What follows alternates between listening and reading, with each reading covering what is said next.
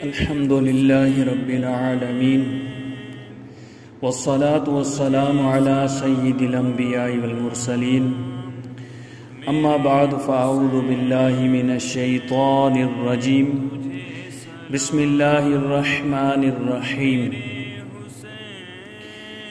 جب ابن سعد نے ابن زیاد کو خط لکھا تو ابن زیاد نے اس خط کے جواب میں لکھا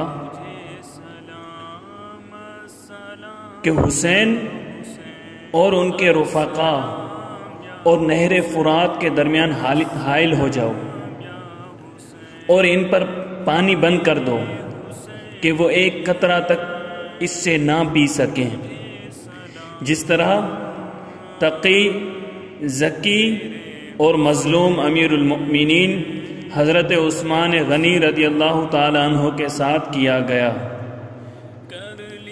اس پر ابن سعد نے عمر بن حجاج کو 500 سواروں کے ایک لشکر پر افسر مقرر کر کے نہر فرات پر متعین کر دیا۔ یہ لوگ نہر فرات اور امام پاک کے درمیان حائل ہو گئے کہ وہ پانی کی ایک بوند تک نہ لے سکیں۔ حاکم کا حکم یہ تھا کہ پانی بشر پئیں، گھوڑے پئیں، اونٹ پئیں، اہل ہنر پئیں، سب چرند و پرند پئیں، منع نہ تم کیجیو، پر فاطمہ کے لال کو پانی نہ دیجیو۔ عبداللہ بن ابی حسین ارزی نے پکار کر کہا، اے حسین، دیکھتے ہو پانی فضائے آسمانی کی طرح موجیں مار رہا ہے، لیکن خدا کی قسم تمہیں اس سے ایک قطرہ بھی نصیب نہ ہوگا اور تم اسی طرح پیاسے ہی مرو گے معاذ اللہ۔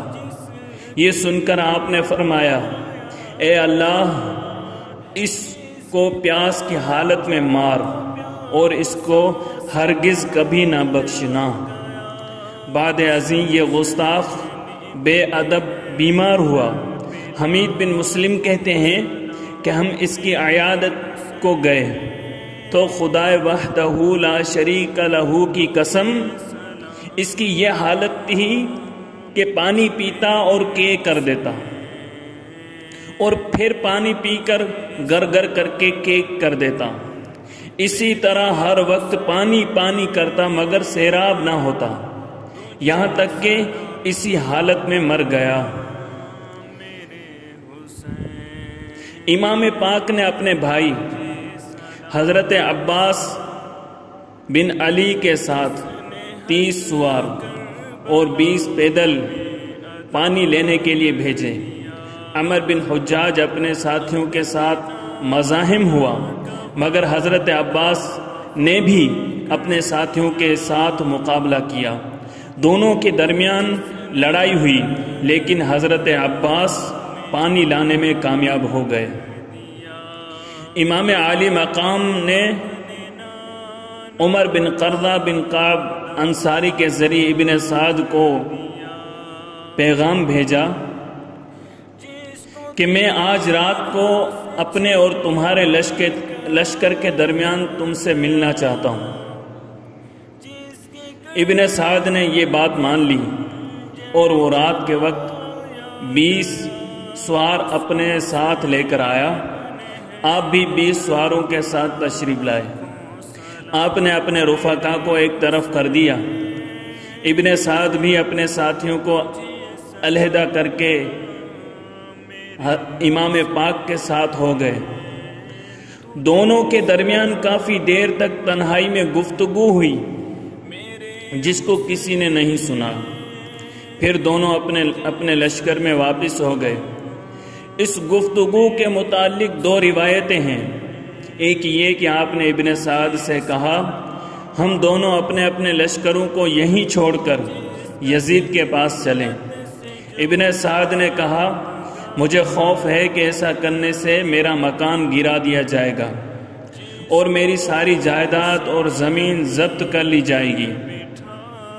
آپ نے فرمایا، میں تمہیں اس سے بہتر مکان بنوا دوں گا اور اس سے اچھی جائیداد دوں گا۔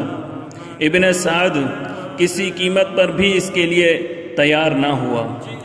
دوسری روایت یہ ہے کہ آپ نے اس کے سامنے 3 باتیں پیش کی کہ ان میں سے کسی ایک کو مان لو، مجھے وہیں واپس چلے جانے دو جہاں سے میں آیا ہوں۔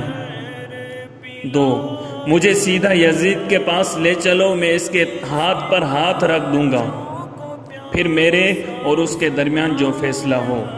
3، مجھے مملکت اسلام کے کسی بھی سرحدی مقام پر لے چلو، میں ان سرحدی لوگوں میں رہ کر وقت گزار لوں گا۔ پہلی روایت تو کسی حد تک صحیح سمجھی جا سکتی ہے، لیکن جہاں تک دوسری روایت کا تعلق ہے، وہ روایت اور درایت دونوں حیثیتوں سے ناقابل اعتبار ہے۔ روایتی حیثیت سے اس طرح کہ اس کا ایک راوی المجاہد بن سعید حمدانی محدثین کے نزدیک پایہ اعتبار سے ساقط ہے۔ علامہ حافظ ذہبی اور امام ابن حجر عسقلانی دونوں نے اس پر جرح کی ہے اور اس کو ناقابل اعتبار قرار دیا ہے۔ درایتی حیثیت سے اس طرح کے ابن زیاد کا یہی تو حکم تھا کہ اگر حسین بیعت کر لیں تو پھر ان سے کوئی تعرض نہ کیا جائے۔ تو اگر حضرت حسین اس بات پر آمادہ ہو گئے تھے کہ میں یزید کے ہاتھ پر ہاتھ رکھنے کو تیار ہوں، تو پھر ابن سعد اور ابن زیاد کا اس کو قبول نہ کرنا اور آپ کے ساتھ لڑائی کر کے آپ کو اور آپ کے رفقا کو شہید کرنا کیوں کر وقوع پذیر ہوا۔ اس کے برعکس عقبہ بن سمعان کا بیان ہے کہ میں مدینے سے مکے تک اور مکے سے عراق تک برابر حضرت حسین کے ساتھ رہا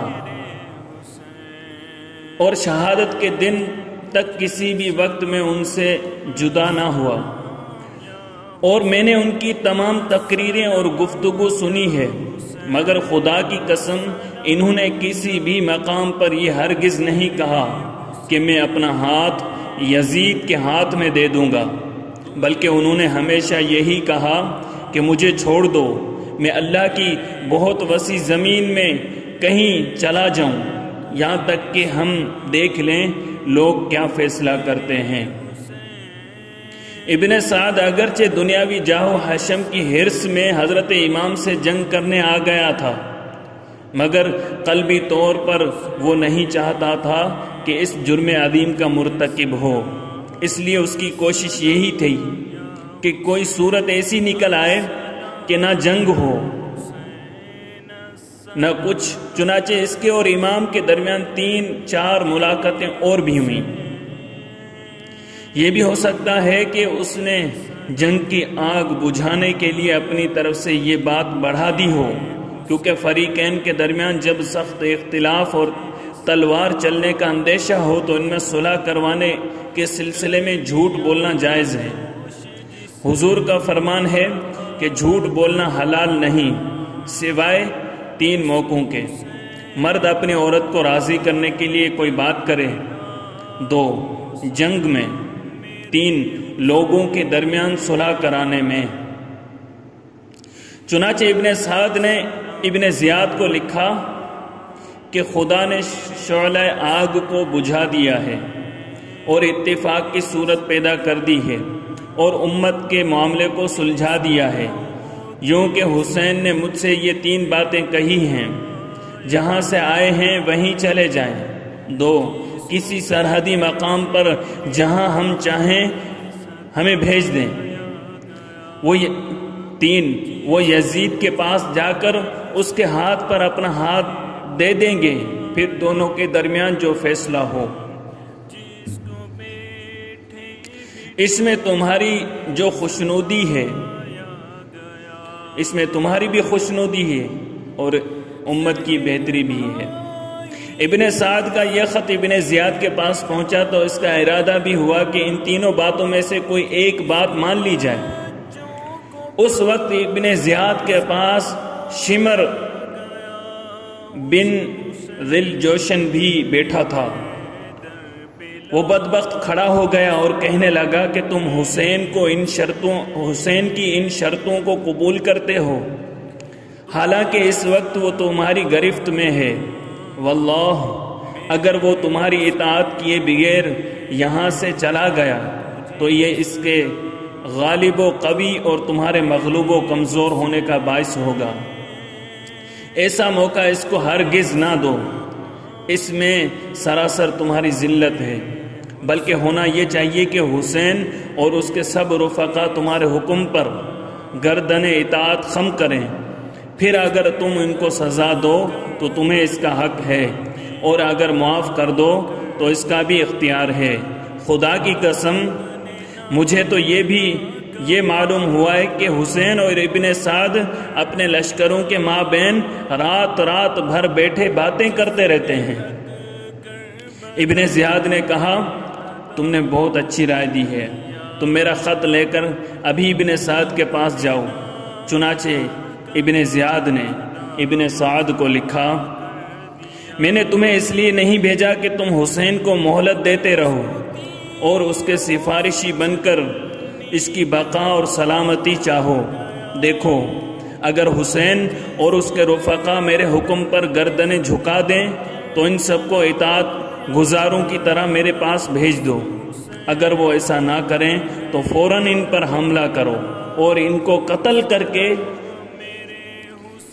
ان کے سر جدا کر دو اور ان کی لاشوں پر گھوڑے دوڑا کر روند ڈالو، کیونکہ وہ اسی سلوک کے مستحق ہیں۔ اگر تم نے میرے حکم کے مطابق عمل کیا تو تم کو وہ جزا ملے گی جو ایک مطیع و فرما بردار کو ملنی چاہیے، اور اگر یہ کام تم نہیں کرنا چاہتے تو ہمارے لشکر کو شمر کے حوالے کر کے تم اس سے الگ ہو جاؤ۔ ہم نے شمر کو اپنے احکام دے دیے ہیں، وہ ہمارے احکام کو پورا کرے گا۔ ابن زیاد نے جب یہ خط شمر کو دیا، اس وقت عبداللہ بن ابی محل بن خرام بھی ابن زیاد کے پاس موجود تھا۔ اس کی پھپھی ام البنین بنت خرام پہلے حضرت علی کرم اللہ تعالی وجہ الکریم کی زوجہ تھیں، اور ان کے بطن سے حضرت عباس، عبداللہ، جعفر اور عثمان پیدا ہوئے تھے۔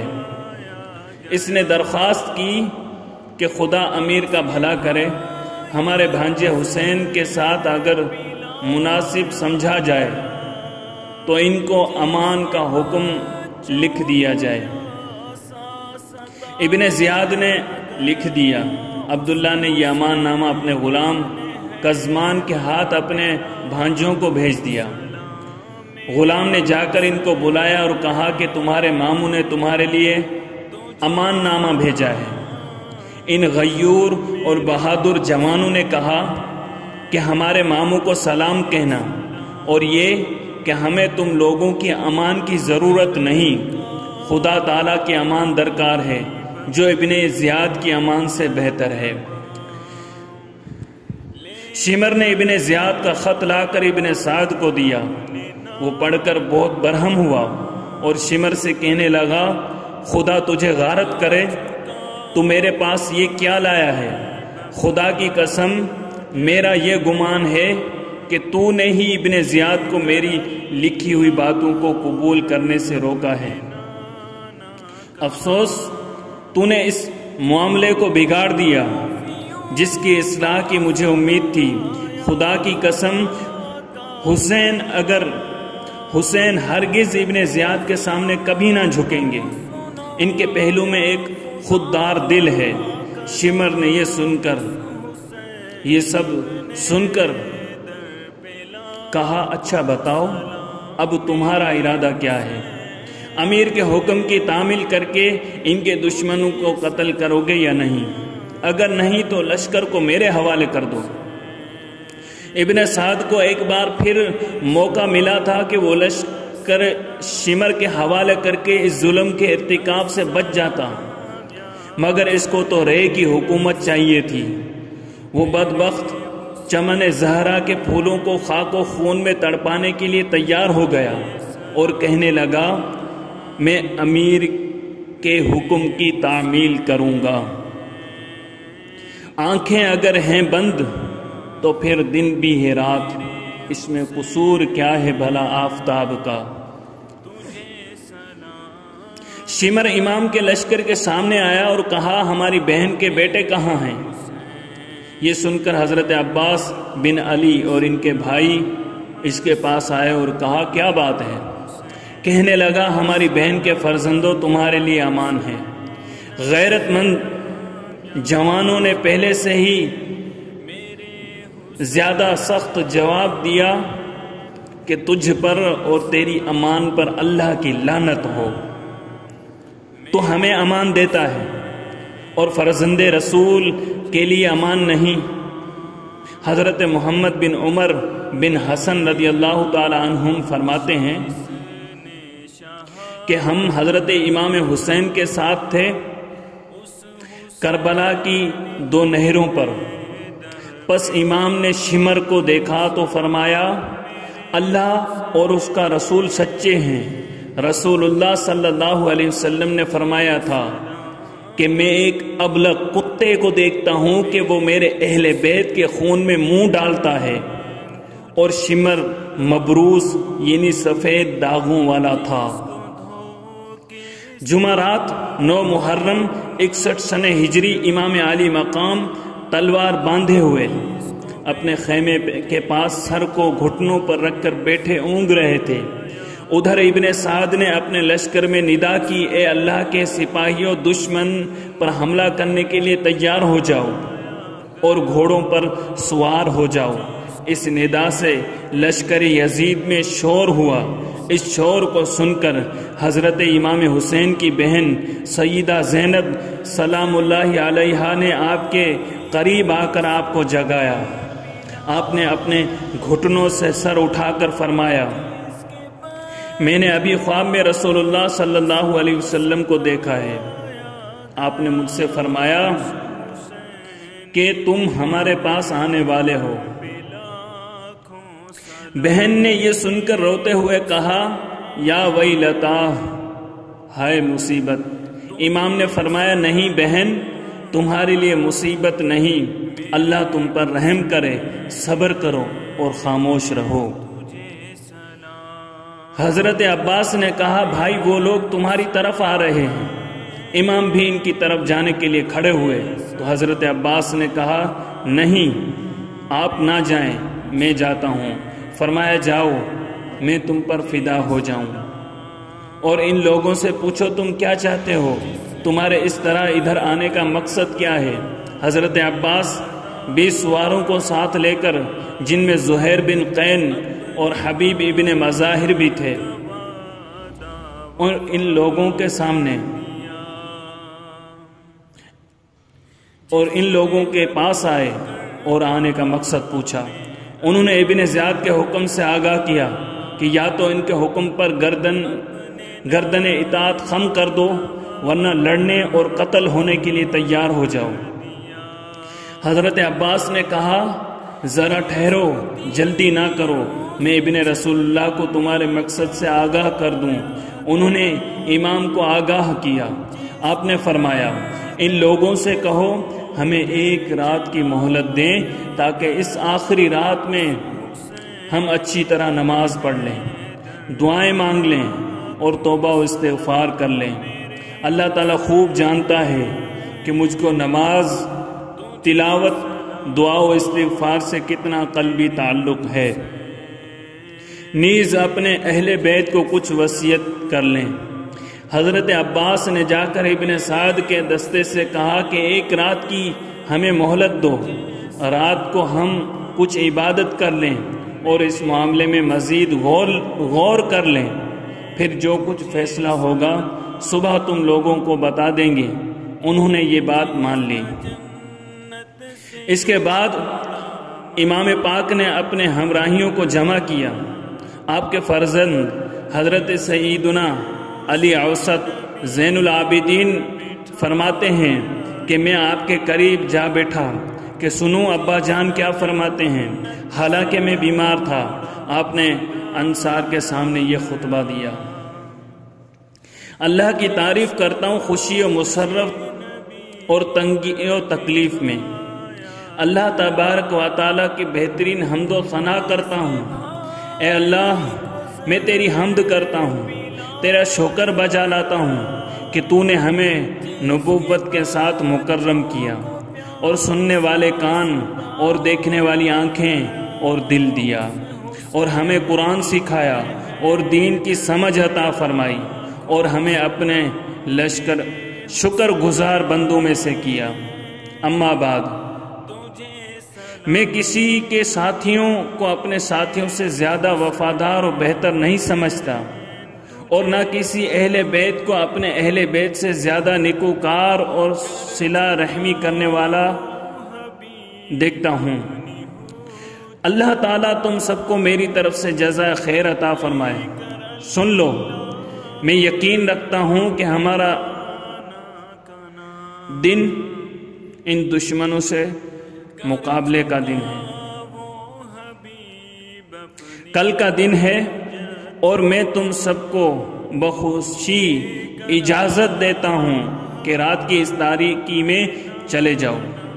میری طرف سے کوئی ملامت نہ ہوگی۔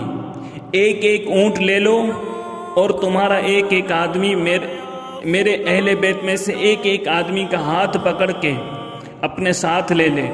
اللہ تم سب کو جزائے خیر دے۔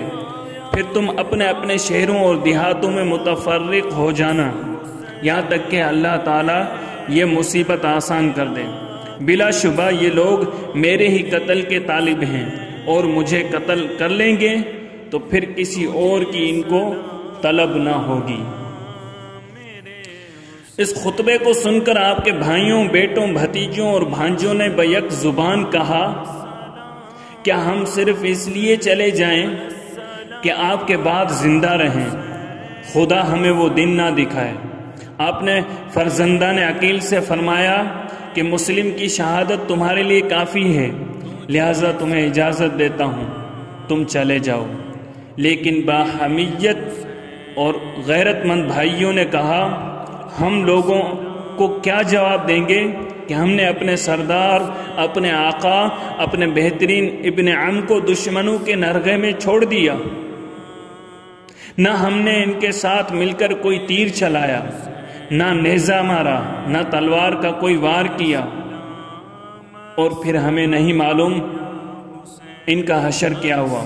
خدا کی قسم، ہم ہرگز ایسا نہیں کریں گے، بلکہ ہم اپنی جانیں، اپنا مال اور اپنے اہل و عیال سب آپ پر قربان کر دیں گے۔ آپ کے ساتھ مل کر آپ کے دشمنوں سے لڑیں گے، جو انجام آپ کا ہوگا وہی ہمارا بھی ہوگا۔ خدا وہ زندگی نہ دے جو آپ کے بعد ہو۔ حضرت مسلم بن اوسجہ اسدی نے کھڑے ہو کر کہا، ہم آپ کو چھوڑ کر چلے جائیں تو آپ کے ادائے حق کے سلسلے میں اللہ تعالیٰ کو کیا جواب دیں گے؟ خدا کی قسم، میں اس وقت تک آپ کا ساتھ نہ چھوڑوں گا جب تک دشمنوں کے سینوں میں اپنے نیزے کو نہ توڑ ڈالوں اور شمشیر زنی نہ کر لوں۔ خدا کی قسم، اگر میرے پاس اسلحہ نہ بھی ہو تو بھی میں دشمنوں کو پتھر مار مار کر ان کا کام تمام کر دوں۔ حضرت سعد بن عبداللہ حنفی نے اٹھ کر کہا، خدا کی قسم، ہم اس وقت تک آپ کا ساتھ نہیں چھوڑیں گے جب تک اللہ تعالیٰ یہ دیکھ نہ لے کہ ہم نے رسول اللہ صلی اللہ علیہ وسلم کے بعد آپ کی اولاد کی کیسی حفاظت کی۔ خدا کی قسم، اگر مجھ کو یہ بھی معلوم ہو جائے کہ میں 70 مرتبہ اس طرح قتل کیا جاؤں گا کہ ہر مرتبہ زندہ جلا دیا جاؤں گا اور میری خاکستر اڑا دی جائے گی، تو بھی میں آپ کا ساتھ نہ چھوڑتا۔ اور اب تو ایک ہی مرتبہ قتل ہونا ہے، اور اس قتل ہونے میں ابدی شرف و کرامت ہے، پھر اسے کیوں نہ حاصل کروں؟ حضرت زہیر بن قین نے اٹھ کر کہا، خدا کی قسم، میں تو یہ چاہتا ہوں کہ میں قتل کیا جاؤں، پھر زندہ کیا جاؤں، پھر قتل کیا جاؤں، اسی طرح 1000 مرتبہ زندہ کیا جاؤں اور 1000 مرتبہ قتل کیا جاؤں، اور میرے 1000 مرتبہ کے قتل سے خدا آپ کی ذات اور آپ کے اہل بیت کے ان نوجوانوں کو بچا لیتا۔ غرض یہ کہ اسی طرح آپ کے ہر رفیق اور جانثار نے اپنی اپنی جانثاری کا اظہار کیا اور رسول اللہ صلی اللہ علیہ وسلم کے ارشاد کی تعمیل کر کے سعادت دارین حاصل کی۔ چنانچہ حضرت انس بن حارث رضی اللہ تعالیٰ عنہ فرماتے ہیں کہ میں نے رسول اللہ صلی اللہ علیہ وسلم سے سنا، آپ نے فرمایا میرا یہ بیٹا اس زمین میں قتل کر دیا جائے گا جس کو کربلا کہا جاتا ہے، تو تم میں سے جو بھی وہاں موجود ہو اس کو چاہیے کہ اس کی مدد کرے۔ پس انس بن حارث بھی کربلا میں گئے تھے اور وہ بھی آپ کے ساتھ شہید ہو گئے۔ حقا کے عجب فوج تھی، فوج شہ ابرار، جن لوگوں کا عباس دلاور سا علمدار، ہم شکل پیمبر سا جواں فوج کا سالار، مختار وہ مختار تھا جو خلق کا مختار، ایسا کسی سردار نے لشکر نہیں پایا، لشکر نے بھی اس طرح کا افسر نہیں پایا، ظاہر میں گرچہ تھے رفقا شاہ کے قلیل، پیش خدا مگر وہ حقیقت میں تھے جلیل، جرت میں بے نظیر شجاعت میں بے عدیل، سرگرم جان دینے پہ سب صورت خلیل، فاقوں میں صبر و شکر سے دل ان کے سیر تھے، جاں باز تھے جری تھے مجاہد تھے شیر تھے۔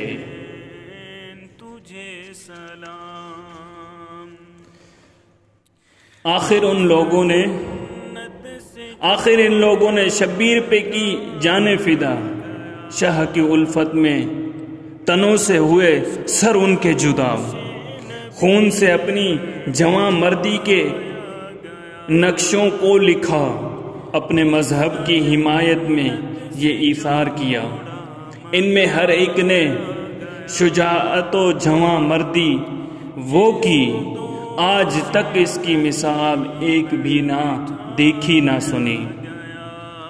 امام پاک کے منجلے فرزند حضرت علی زین العابدین فرماتے ہیں کہ جمعرات کی شام کو میں بیٹھا ہوا تھا اور میری پھپھی سیدہ زینب میری تیمارداری میں مصروف تھیں۔ اس وقت میرے والد ماجد کے پاس ابو ذر غفاری کے آزاد کردہ غلام حوی بیٹھے ہوئے تلوار درست کر رہے تھے اور آپ یہ اشعار پڑھ رہے تھے: اے زمانہ ناپائیدار، تجھ پر افسوس ہے کہ تو نے کسی دوست سے کبھی وفا نہ کی، صبح و شام تو نے کیسے کیسے صاحبان اولو العزم کو قتل کیا، اور یہ زمانہ ناہنجار عوض پر قناعت نہیں کرتا، اور سب کی بازگشت خدائے جلیل ہی کی طرف سے ہے، اور ہر زندہ کو یہی راہ درپیش ہے۔ میرا وعدہ رحلت کس قدر قریب آ پہنچا ہے، لہذا میں اپنے پروردگار کی تسبیح کرتا ہوں جس کا کوئی مثیل نہیں۔ آپ نے بار بار ان اشعار کو پڑھا، میں آپ کے عزم و ارادے کو سمجھ گیا اور جان گیا کہ مصیبت ٹوٹ پڑی، بے اختیار میرے آنسو آ گئے، تاہم میں نے صبر و ضبط سے کام لیا، مگر میری پھپھی حضرت زینب نے بھی یہ اشعار سن لیے تھے اور ان کو حالات سے بھی اندازہ ہو گیا تھا کہ تلواریں صاف کی جا رہی ہیں، وہ ضبط نہ کر سکیں اور بے اختیار ہو گئیں، اور آپ کے پاس پہنچ کر چیخ چیخ کر رونے لگیں اور کہتی تھی کاش آج مجھے موت آ گئی ہوتی، ہائے میری ماں فاطمہ، میرے باپ علی اور میرے بھائی حسن چل بسے، بھیا تم ان گزرے ہوں کے جانشین اور ہمارے محافظ اور سہارا تھے۔ بہن کو اس طرح بے اختیار اور بے چین دیکھ کر آپ نے فرمایا دیکھو بہن، شیطان کہیں تمہارے حلم و وقار اور عقل کو زائل نہ کر دے۔ بہن نے کہا بھائی میرے ماں باپ تم پر قربان، میں آپ کے بدلے میں اپنی جان دینا چاہتی ہوں۔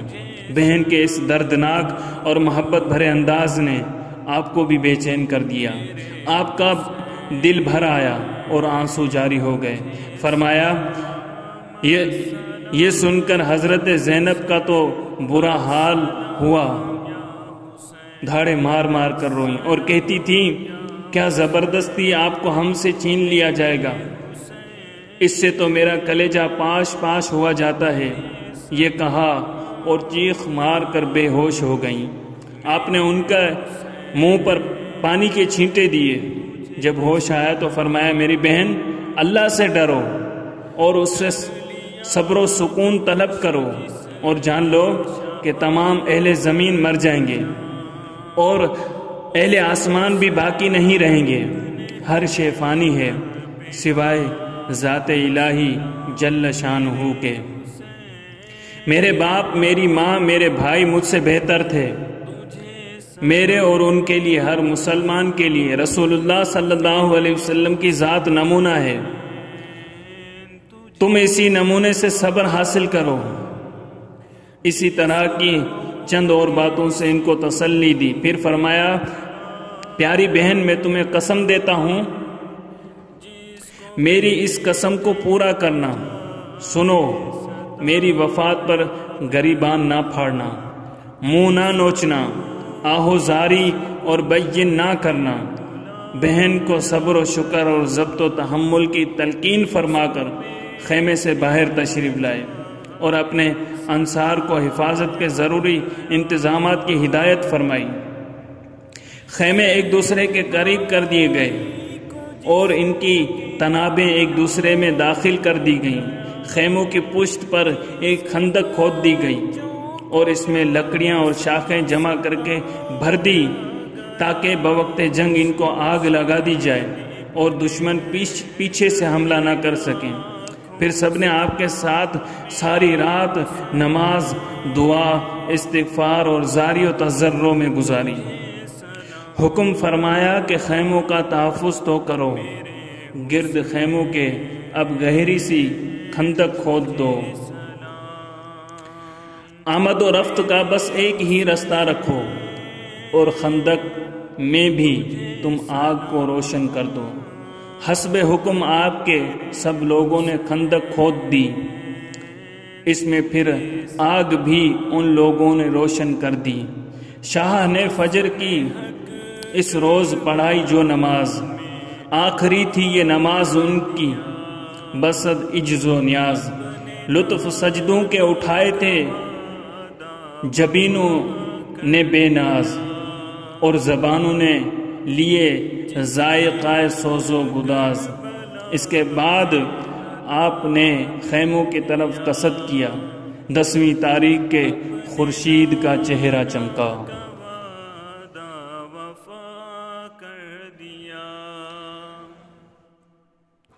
جس کو تیروں سے چھل